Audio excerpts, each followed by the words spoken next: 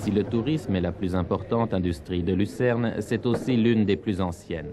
À preuve, le grand panorama qui a dû voir s'extasier nos grands-parents devant la représentation hyper réaliste du passage aux verrières de l'armée française de l'Est, commandée par le général Bourbaki. Sur 1100 mètres carrés de toiles peintes par M. Castres, artiste militaire de Genève, des milliers de personnages sont les figurants de cet épisode de la guerre franco-allemande de 1870 qui, ainsi représenté, n'est plus aujourd'hui qu'une merveille anachronique. Cette forêt était faite vers 200 et puis après elle était exposée 10 ans après, il y avait sorti le diorama, puis le jeu c'était à Hélène à Londres. Le musée des Transports, autre lieu de visite à grande fréquentation, est davantage de notre temps. Il constitue le but de bien des courses d'école en fin d'année scolaire et il présente une rare collection de véhicules de toutes sortes. C'est le royaume de la mécanique et le triomphe du progrès proposé à la réflexion des spectateurs.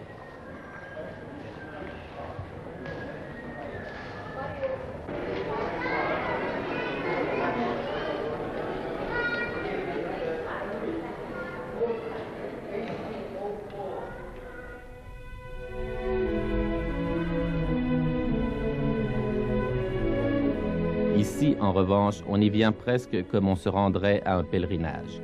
Le musée Wagner, en effet, voit affluer les mélomanes admirateurs du grand compositeur qui se recueillent devant le piano du maître, son buste ou les manuscrits de quelques célèbres partitions écrites durant ses séjours en ce lieu.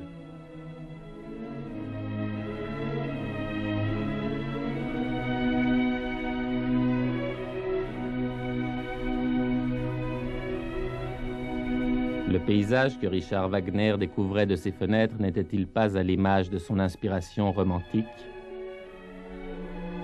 C'est pourquoi, pour les mélomanes encore, Lucerne se devait de se rendre connue du monde entier en organisant chaque année les semaines internationales de musique.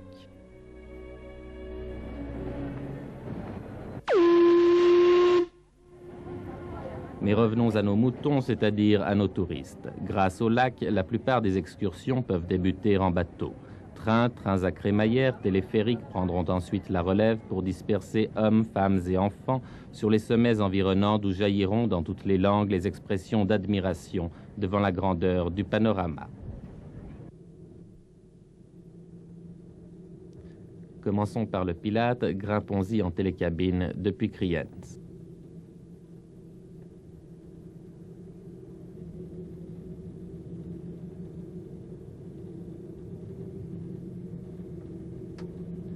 Arrêtons-nous à la station intermédiaire. Le sommet nous est interdit, c'est du canton de Lucerne que nous parlons ici, et le sommet du Pilate, hélas, appartient à Unterwald.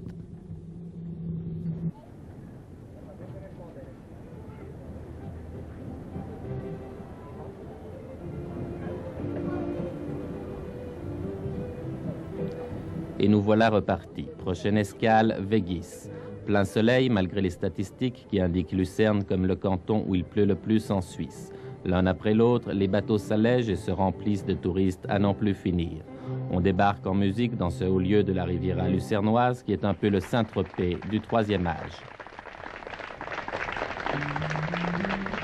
Madame, regardez ici s'il vous plaît. Merci, très bien. Scivola sulla laguna, il più bel sogno d'amor. Gondola, gondola, gondoli, gondola, gondola. Gondola, gondola, gondoli, gondola, gondola.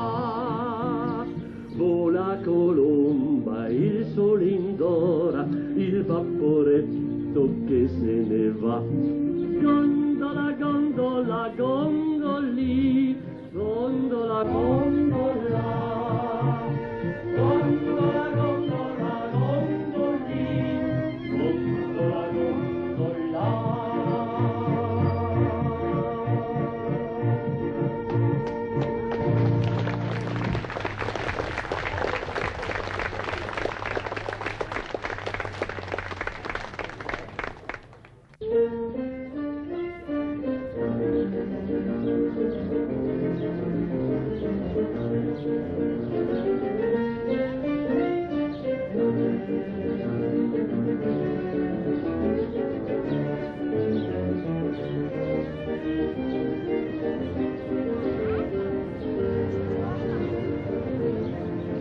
y a plus de 100 ans que des bateaux à vapeur sillonnent ce lac. Lucerne et la Suisse centrale reçoivent chaque année plus de 10 millions de touristes, dont 3,5 millions de Suisses et près de 7 millions d'étrangers.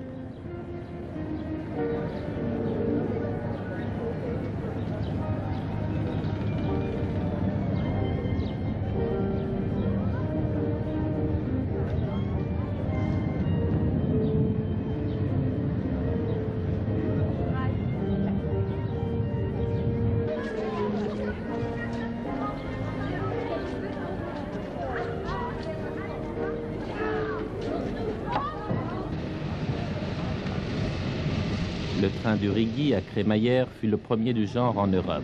On le doit à l'ingénieur Niklaus Riggenbach, pionnier généreux qui défendait son projet en affirmant bien haut « Je veux que tous aient accès à la montagne, que tous aient leur part de la splendeur de notre pays ».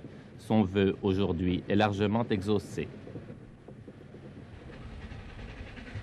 Pour célébrer le 100e anniversaire de ce train historique, en 1971, la direction de Witznau Regibahn a remis en service une vieille locomotive de 1924.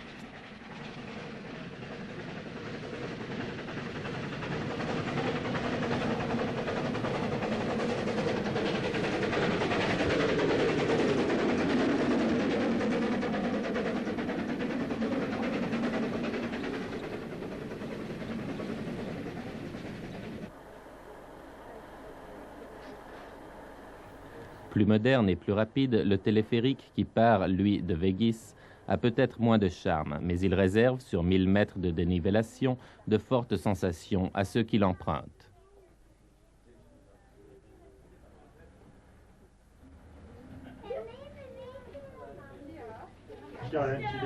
Puis, à l'arrivée, à 1435 mètres d'altitude, c'est la fête sur mesure pour les amateurs de folklore.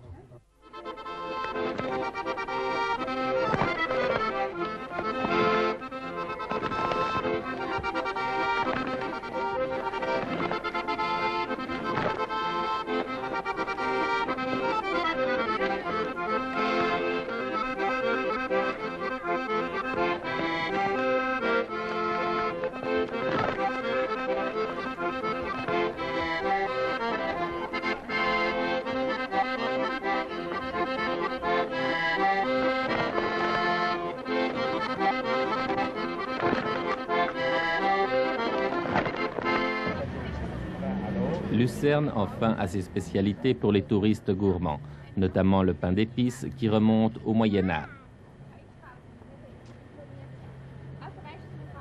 Autre spécialité, les Willisauer Ringli, petits biscuits aussi durs que de la pierre.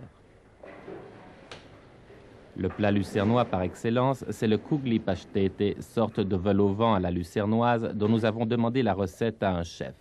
Pour commencer, on fait un sauté de veau. Donc vous voyez, donc on a cuit al dente si on veut, c'est-à-dire que c'est pas tout à fait fini. On finira la sauce qu'on a fait déjà le matin. Puis il y a les champignons de Paris qu'on a pochés et les quenelles de veau. Vous avez vu aussi, ils sont déjà prêts.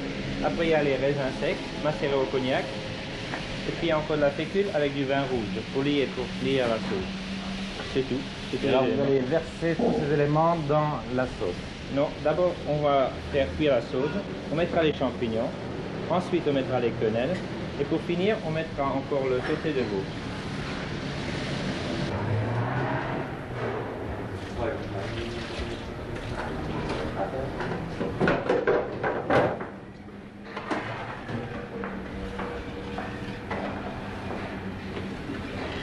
La sauce est maintenant presque prête, il ne s'agit pas de se laisser décourager par sa couleur. Comment c'est là, elle va bien? C'est très bien, c'est bon, on peut servir. On peut servir. On peut servir, oui. Tout est dedans. À part les raisins qu'on mettra après dans.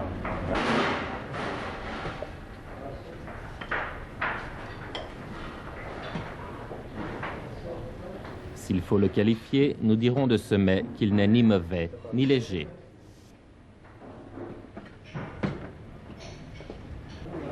Ça fait pour combien de personnes, ça? Ça fait pour 10 personnes.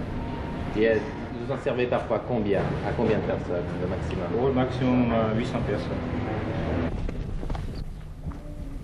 Enfin, pour bien digérer un repas à Lucerne, il convient de le terminer par un café lucernois appelé café Trèche.